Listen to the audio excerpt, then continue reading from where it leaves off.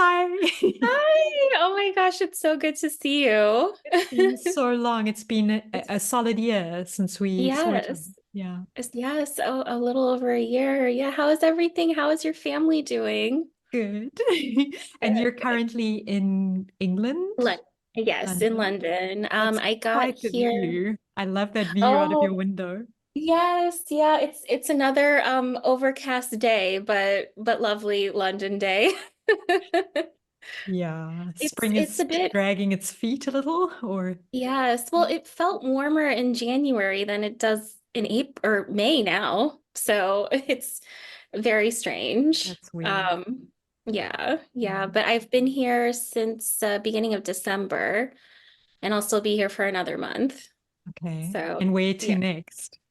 So I'll pop back into Europe for 3 months. I can stay there's like time limits on how long you can stay as a US citizen. So I can stay up to 3 months in the Schengen area of Europe. So I'll pop back in next month and I'll be sort of bouncing around mostly the Nordic region.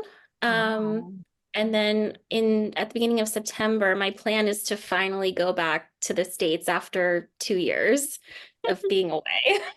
And explain why you've been away for 2 years. What the dream. I love what you've Uh, done. Yeah. well, so I've always been so interested and curious in the world, which is also why I ended up pursuing journalism and communications as a in studies and as a career. Mhm. And I always wanted to travel. I really wanted to travel when I was younger, and I've done some traveling, but not to the extent and the way that I had always hoped for. And in 2020, my plan was to come to Cape Town and spend about a month or two later in the year in September, October, and then everything happened.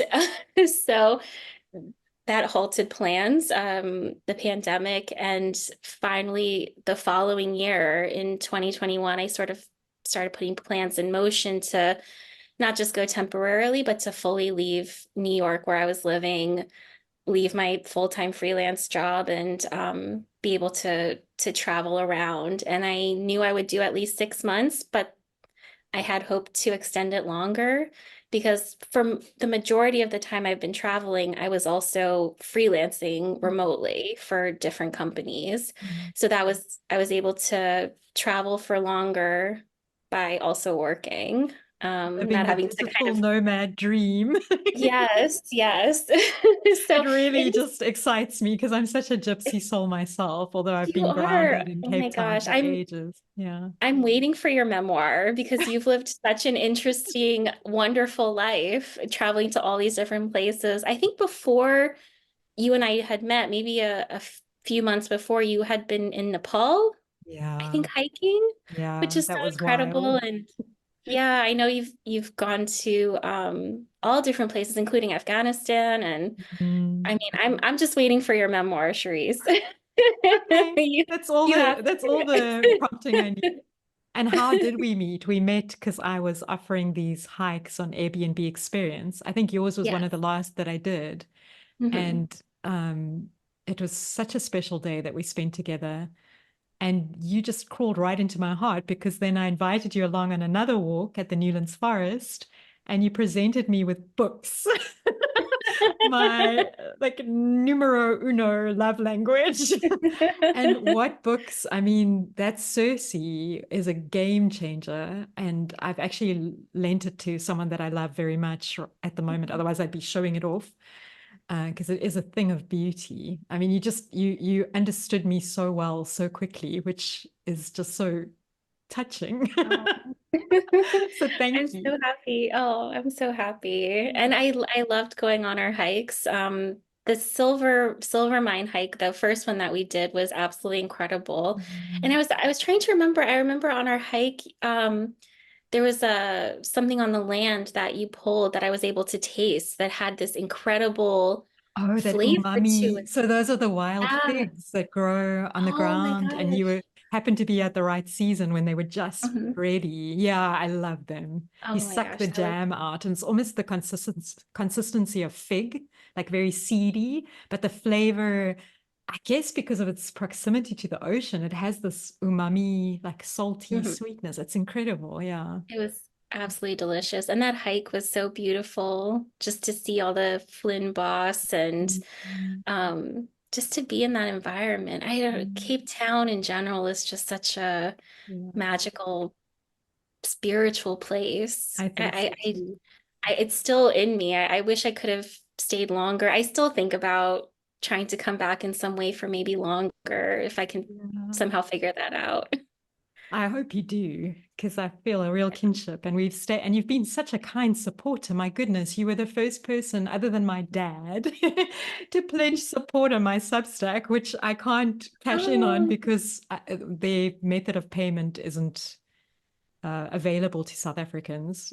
Nobody oh, cares about us. that's We're at the tip of oh, well, Africa. that's But that's so kind of you, just that vote of no, but confidence. And yeah. I've loved reading. I mean, I love hearing what you have to say, your perspective on things. I love your writings. I mean, what was the one? There was your Women's Day post was so lovely. I really enjoyed reading that. All of them have been great posts. Well, that So means a lot from a fellow writer. And what's pulled us together at this moment in time is I saw you posting on your social media about the student uprisings in America. And we Mhm. realized through that both of us had been at NYU at the same Yes. time, Yes. but in Oh my different gosh. disciplines. I mean, I was at Tisch, I was studying cinema studies, getting my master's degree, and you were? I was at College of Arts and Sciences getting my undergrad in journalism and communications. Wow. And it was supposed to be a double major with politics, and I ended up having to downgrade to a minor in politics. I just, The I took on workload. too much studies along with having a part-time job and an internship. So I would have had to stay for at least one more semester, and I was so ready to be done my I senior year. understand. Because I went I was, to, I mean, I yeah. love New York. I had visited it before, so I sort of knew what I was in for. Hadn't lived there before. And living in New York is full out. I mean, it just, that energy that is so enticing is also quite Mhm. exhausting. And I Absolutely. have terrible FOMO. So when I would get the Village Voice, this is back in the day when you get, I don't know if they still do paper versions of it. And I Mm. paged through just all the free stuff because I couldn't afford much other than the free. I was working for the Dean of the Faculty of Arts and Sciences because as an international student, you're only permitted to work 20 hours a week on campus. So you have this like minimum wage job trying to pay bills in this crazy expensive city. We obviously didn't live in Manhattan, we lived in Brooklyn Uh-huh. in Park Slope, which was then gentrifying, but we managed to get an affordable basement apartment. It was a jazz musician who was working cruise ships. We were staying in his apartment. Oh my And gosh. yeah, I mean, there's so many stories in this, but yeah, I worked under the table between you and I, walking dogs in Oh, okay. Central Park, and that was Mhm. the best paid, most fun job I think I've ever had. I mean, Sure. these dogs adored me because I was Mhm. their freedom once a day, or some of them even twice a day, I'd walk them. And that's how Wow. we afforded it. And my husband worked under the table at a tea salon with this pretty wild collection of characters, as one finds in New York. Are you actually a New Yorker? Are you? No, so I'm originally from New Jersey, and then when I was little, my family and I moved to California, to Southern California, Oh, and I mainly grew up out there and moved initially to New York at 18 to go to college. okay. And then after college, I moved back to Southern California for a few years. And then in my just before turning 30, I moved back to New York and was there for about 9 years. You're bi-coastal Kind of, being. yeah, Yeah, going I back lived and in forth LA between the as well, so I have a feel for such a different vibe. I mean, very California different. feels more like home to me, certainly Yeah, climate-wise. I mean, New York is just pretty brutal. I always say to people, you're lucky if you get one good week, meaning you can be outside without excessive amounts of clothing or crying for your air conditioning unit. I mean, it's really an absolutely. extreme environment, but I do Absolutely. love it. And I recalled seeing all this protest. The protest action that I got involved in at the time was against the war in Iraq. Hmm. And it was such an eye-opener for me because we were having a very peaceful protest, walking along, and the next thing, the police cordoned off the blocks and then started, so we couldn't move and we were jammed in, and then started marching their horses through us. And I remember watching people, oh, I still feel it in my body, getting badly injured and sort of bloodied, and it was a shocker for me because I'd grown up here in South Africa during apartheid and was well aware of police brutality, and yet somehow I thought that that belonged to us and was uniquely our shame. And then I realized, oh no, this is everywhere, and how Hmm. awful that is. And I think you and I have been sitting with that a bit, and that's kind of what brought me to talking to you today, is some reflection on what's going on at the moment in terms of the student uprisings. Absolutely. And it's, I think, particularly in these last 2 weeks, since we've been seeing all of these encampments go up, starting from Columbia and NYU and CCNY, um, just the brutality has gotten even worse. This week, especially at UCLA, seeing those images of counter protesters literally taking rods and beating students and all genders of students, and the police not coming, and then when they arrive, not doing anything, and just further causing absolute harm to these students who were very peacefully protesting. It's Yeah. terrible. I saw some Um, pretty interesting commentary, sort of snarky meme type commentary coming out of it. One of them said, oh, fantastic, the universities finally have what they want. No staff, no students, only administration. And I think it speaks to the crisis. I mean, I'm still within tertiary education, but here in South Africa, I teach at the University of Stellenbosch. But I think internationally, and certainly in the States, there's this kind of neoliberal crisis around the ivory tower and many different perspectives on what that crisis is actually all about. I don't know if you have any thoughts on that. I mean, just kind of throwing this at you out of the blue. no, I think another key reason why I wanted to go traveling is because, well, I'm first generation born, raised, educated in the States. My parents came from India to the States, as did most of their siblings. And inherently as a young kid with immigrant parents that what you're learning and hearing isn't quite the true story in America, that America always has this perspective of being this savior white country. And it starts at a very young age. They're trying to indoctrinate you and feed you these lies, but you don't really know. And especially growing up in the 80s and 90s, where we didn't have the access to information we have now, Mm. um, it's hard to really understand how connected everything is to benefit these smaller groups of very wealthy people, very wealthy corporations, and how interconnected, especially it is with universities, and Yeah. how the whole pipeline of, at least in America, you have to go to college in order to get any sort of job, possibly over minimum wage, which nowadays it feels like even with a master's and PhD, people are still trying to get a job that pays any sort of anything resembling a living wage. And I mean, So the I think student loan scenario in the States is also absolutely criminal, it's much like the horrible. medical system, all of it. It's so Exactly. for profit, It mercenary. really is. Yeah. It's insane. I mean, at NYU, what I paid, I was there from 2002 to 2006. What I paid was already astronomical at that point. And I was fortunate to get some sort of scholarship and grant Same. money. But Yeah. even then, it was Yeah. still crazy expensive. Now, 20 or about 20 years later, it's somewhere between double and triple the cost, depending on if you're doing student housing and the meal plan and everything. And the the salaries have not kept up, and the cost of living is also so inflated, particularly since 2020 and the pandemic.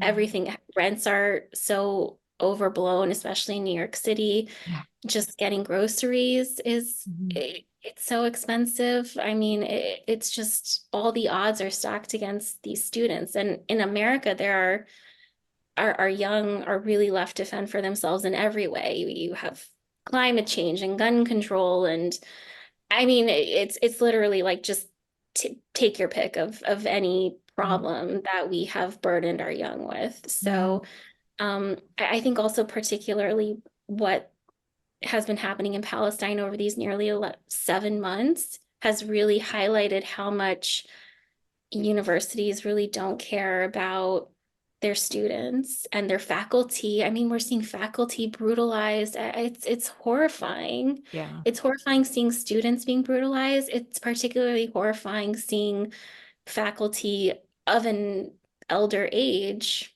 being, slammed onto concrete ground and brutally arrested. And to see how much the universities are working with their on-campus police and with the local like NYPD, LAPD, those how much they've bought into those systems and paid for them and use them to hurt students and then claim that the students and faculty are the aggressors. Yeah, no. Like Ludicrous. Yeah. our President Biden made a speech yesterday, and I really try to limit listening to him, but because and in full disclosure, I did vote for him in 2020 because the other Options weren't options saw great. it wasn't great, and I thought, well, it can't get any worse. Clearly, I was very wrong. Um, but yeah, and he made this had this press conference yesterday saying that we are not an authoritarian state, we're not an authoritarian country. We believe in freedom of speech, but not if you're going to be violent. And he was aiming this at these protests. And if anything, it's the cops, these university administrations that have been incredibly violent. They've also allowed counter protesters to come on and be extremely violent. Um, I mean, we all see through the facade, but it's still not stopping these crimes from happening. Um, so I it's mean, on the upside, in terms of American education, because I came from studying medicine at the University of Pretoria, which was, as we would say in South African, droog, which means dry, like really, oh, really not exciting. And I love studying. I just love learning, and it just sucked any enthusiasm I had for the human body, for healing, gone. And then I went as far away as I could. So went to the States to study what I loved, which was film. And okay, so I was in liberal arts, which is a big difference already. But oh, I found it just phenomenal. I honestly was in tears for the first week at how incredible at least your university education system was. There was just so much flexibility. I could create my own curriculum. So honestly, I was taking everything. I got permission to take like double the amount of credits because it was a feast for the body, mind, soul. I mean, that's why I went back to get my master's there because I just thought nothing compares.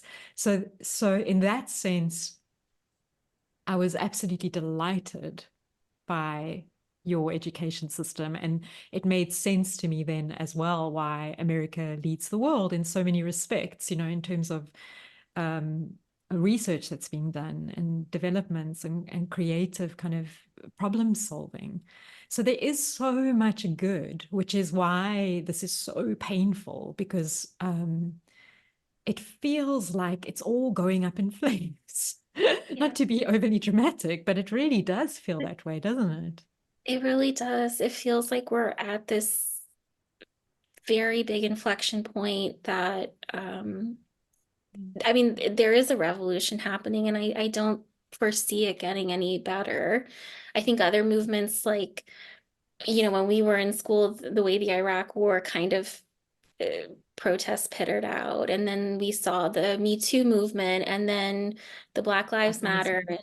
and Mm, sort of there's been kind of a wave, yeah, and it kind of dies out. And if anything, at least in recent years, it felt like, especially after the Me Too movement and the 2020, the George Floyd protests that were happening, it felt like, if anything, there was this counter reaction that now women's rights are much more limited in the yeah, States, and particularly rights for Brown and Black people are getting more and more limited. Voting rights are being further suppressed. Um, but it feels so different now. It yeah. really feels very different. Like it's something different. I don't foresee this, and I certainly hope it doesn't die out the way other things have. And it's hard too, because it's really hard to mobilize. And, Yeah. you know, also too, everyone's just trying to live and get through their life Well, that's the too. truth. But It's you've raised such interesting points here. Like, so the question then I have is then you mentioned these movements, these powerful movements, and we had similar ones concurrently. Like we had the fallist movements here. Roads must fall and fees must fall in the universities. And then you say, but then it seems that the backlash has been even more severe that instead of making gains, we've curtailed the rights of women, of people of color, of and part of me is always questioning this in terms of resistance because I've always felt sort of politically aware since childhood and wanted to be part of the change and I have marched and been part of things.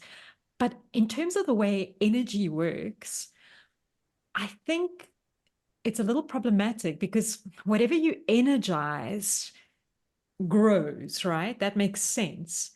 So, how do you think, or do you have any thoughts on what is the best way to be part of a positive change? Because I don't think the answer is to just sit back and meditate. I do want to be engaged. I mean, I'm trying to think it through with you now, but like I joined a peaceful, they called it a pilgrimage, where we walked from Simonstown to Cape Town Center, which is the length of of Gaza or Palestine. I can't remember now, but there was some synchronicity, and it was supposedly not aligned with any one side, but just peace for all. But of course, the chants were pro-Palestine, and there was a lot of pro-Palestinian support because we have a lot of that here amongst the Cape Muslim colored population. And it is very easy to side with that side. It seems very clear that they are being brutalized, that there's a genocide taking place. But I'm trying to navigate this in a more sensitive, more mindful way. I don't know. Do you have any thoughts? Sorry, I'm monologuing because I find it so complex and sensitive. Yeah. I feel like I'm right there with you in trying to kind of make sense of everything. It feels like it's just such a jumble of different things going on that it's hard to accurately wrap my head around it, and make sense of what are the right or best steps to take. So I'm right there with you. Mm, I think the most important thing is awareness. I think, at least in American society, we've been very much indoctrinated to just keep your head down or pay attention to. I mean, as we're also seeing, celebrity culture is also being very much called out right now for their mostly vocalizing. lack of Yeah. involvement. Yeah. Mm, And if anything, mm, feeding further into the machine of mm, enabling this genocide to occur. because people say So silence is complicity. And so, absolutely. okay. Yeah. Absolutely. And people who are very vocal about things like the Me Too movement or what happened in Ukraine are very silent on Yeah. Palestine, including people who are supposed advocate activists and advocates Mm. silence on their end. So Mm. we're and I think I say this all because so much of the indoctrination of turning away has been embedding us further into this celebrity consumer culture. And now that that's disappearing, I think that's also helping us to stay more aware of what's actually going on in the world. Mm. Um, and I hope it continues to, because there's such a disconnect between how our 1% and celebrities live versus how the everyday person lives. And we saw that too in the pandemic, how a lot of celebrities were saying, well, just stay home. And it's so easy. We're just being asked to stay home. And they don't realize that that's not really an option for the majority of No, people, I mean, yeah, people especially, were starving. Already we have a yeah. country with the highest wealth disparity, I think, in the world, or right up there. And already our unemployment rate is sky high. And then people weren't allowed to work. And so people were literally starving. I mean, Mhm. that's how I got permission to leave my home, was to deliver food parcels. And yeah, so I felt that keenly as well, that cognitive dissonance. I appreciate you highlighting that, because I think once again it all boils down to this kind of late capitalist nightmare that Yeah. that has corroded our sense of connection and community, because we've lost it. Mhm. You know, we have this idea that we are fine alone. Most of us that are middle class, at least, can sit at home with your devices and get some sense of connection, get your work done, etc. Even your digital nomad lifestyle, let's be frank, it's all Mhm. like part of that. So there's good and there's less good about it. I'm waffling because I don't actually know what to say. Because I'm so grateful for youth who see the issues and say, hell no, this is not okay. And who Mhm. have the courage to take a stand loudly and inconveniently. I'm super great. I mean, one of the great privileges of teaching young people is to be constantly called out. I mean, it is a call out a cancel culture, but um, uh, for my complacency. But at the same time, being aware of the power of the energetic, I'm constantly trying to figure out better ways of co-creating this reality that we find ourselves in, because we're all implicit. We're Mhm. all part of what's happening. So how do we do it better? Like what, on a personal level, how are you navigating this discomfort of being here now? I think, well, definitely not perfectly and often not well. It's been a very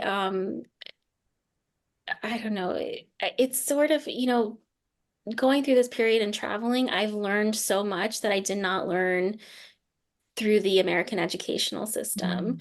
And when this all was all happening in October, I was actually in Phnom Penh, Cambodia. Wow. And October 6th, I was at the S-21 prison and the killing fields doing a tour, Oh my October God. 6th. Oh, And got full body goosebumps. How's that I for? mean, Oh, the timing of it was so strange. And also that summer, I had been traveling mostly through Eastern Europe, learning about the Holocaust. I was in places like, Germany and Amsterdam and Hungary and Austria, and so much exposure to. I mean, I didn't go to Poland, I didn't go to Auschwitz. I don't think maybe one day, but I couldn't handle that yet.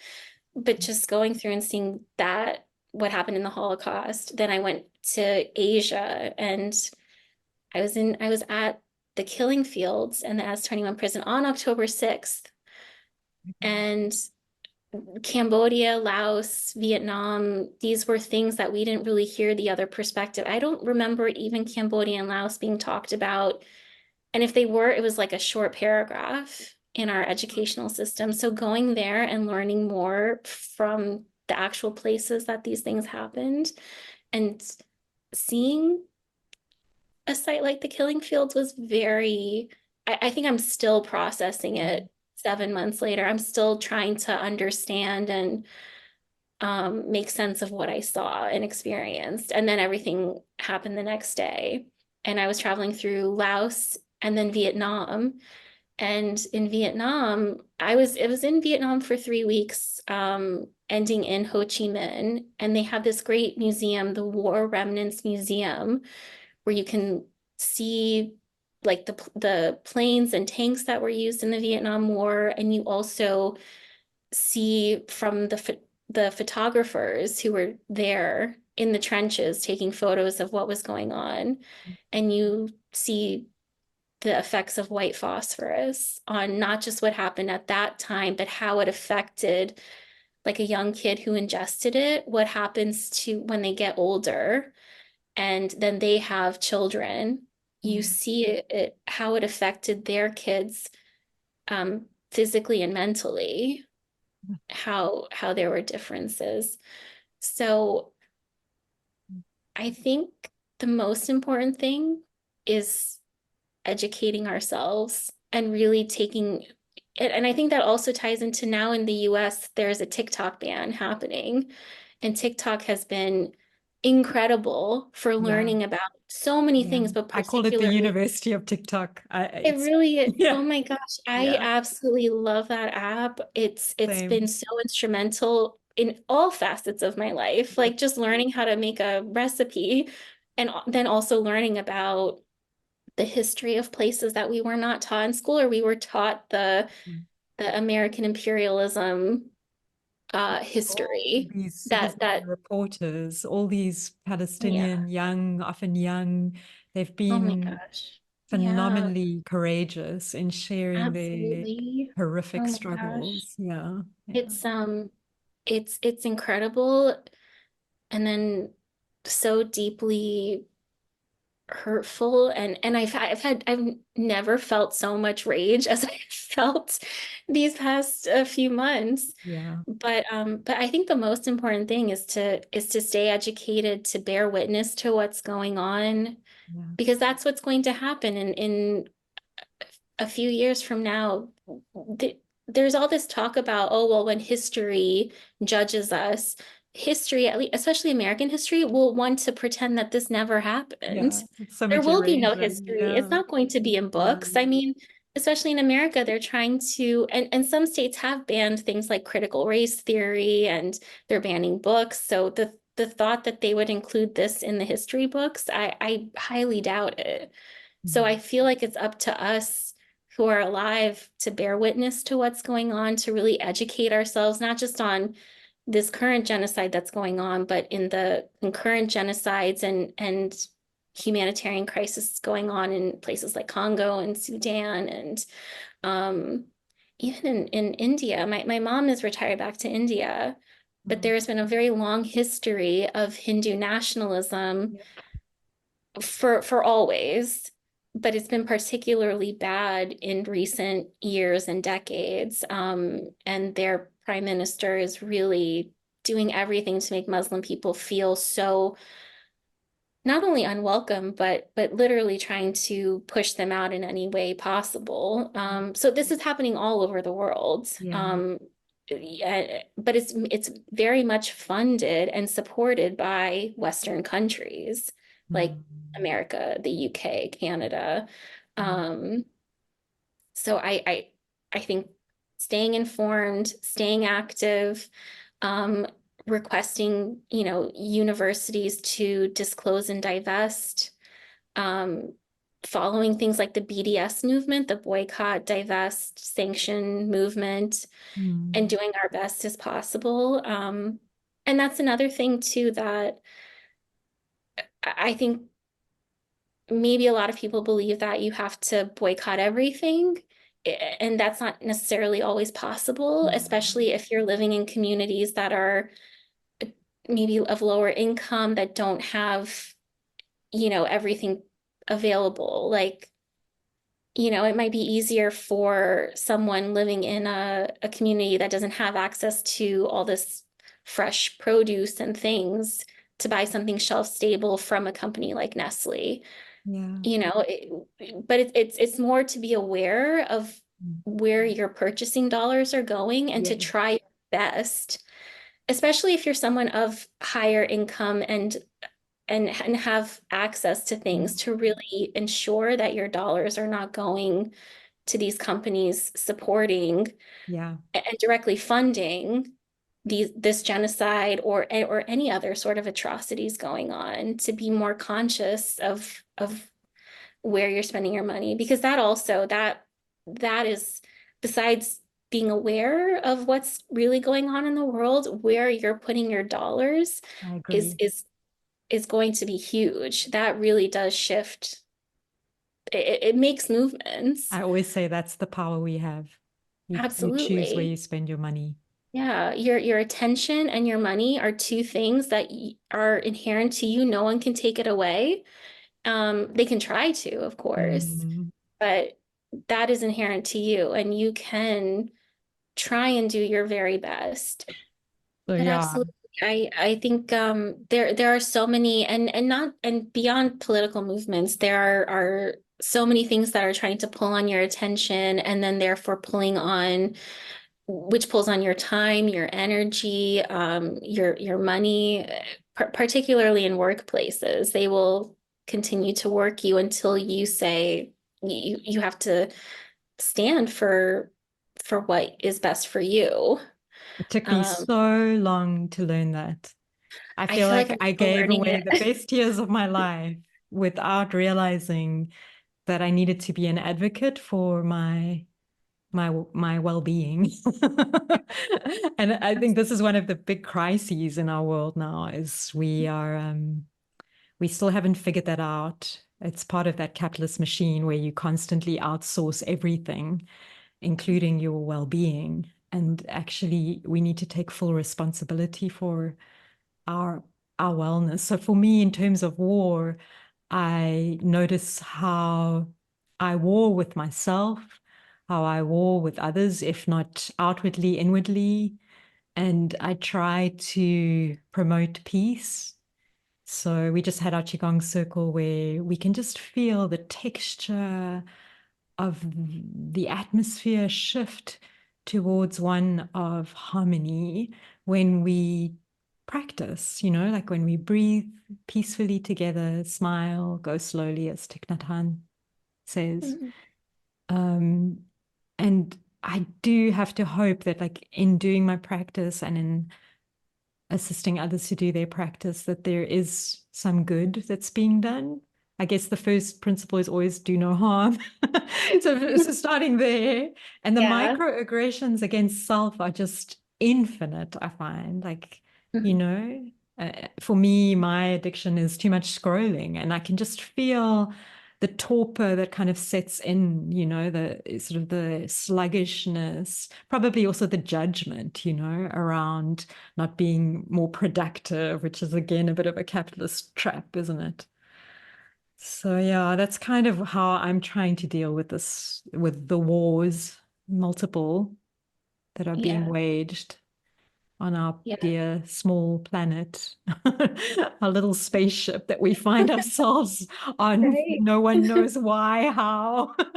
No, I sometimes, every now and then, I go to listen to that Carl Sagan speech about the pale blue dot, which is so lovely and really helps to put things back into perspective, that we're all on this little tiny dot in the universe floating. Yeah, So I go back every now and then to hear that, to just kind of help recenter. on perspective. Um, Yeah. and I love that you said that phrase, do no harm.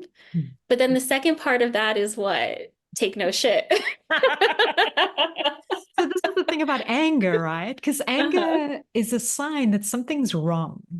Right. So it's a helpful signal.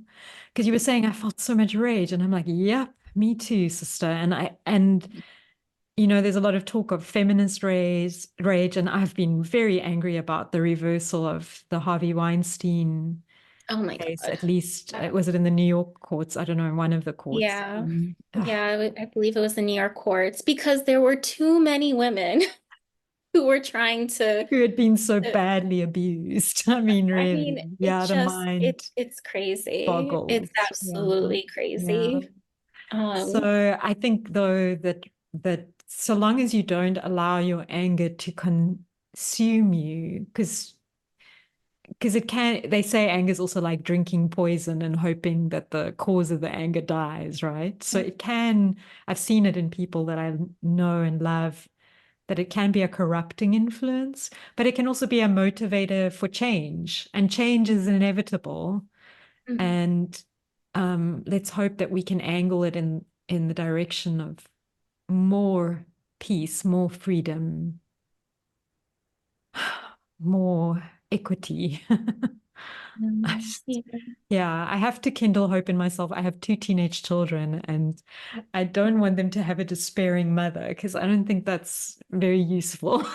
But I think it's good that you're keeping things real, that you're showing them, hey, this is how the world works, and they're going to be the benefactors of all of this, and it's going to affect them the most. So I think it's so good too to show that it's okay to have these feelings of rage, of despair. You know, Yeah.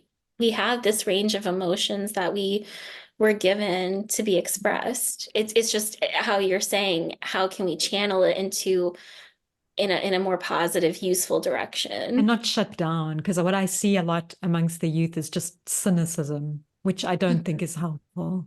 Like, I Yeah. think I've never seen, when I watch how cynical 16-year, I mean, you're 16, you should be filled with romance, not with Right. like done with it all already, give yourself a chance, because Yeah. we're here to actually love each other. That's all.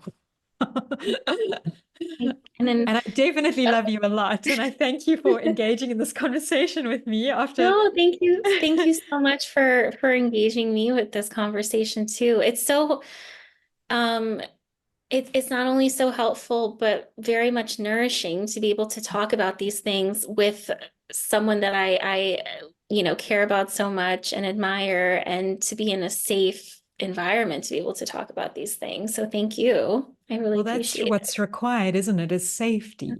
And that's what's so Absolutely. horrible about war, is you Yeah. rob people of the opportunity to be heart-centered because you're just in pure survival. And then that's just not cool. Let's face the No. facts. Make love, not war. Right? We've known this all along. Yeah.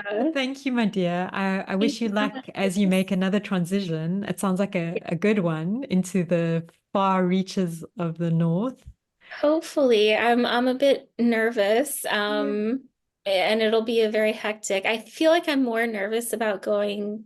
My plan is to go to DC in September ahead of our US elections. So Oh boy.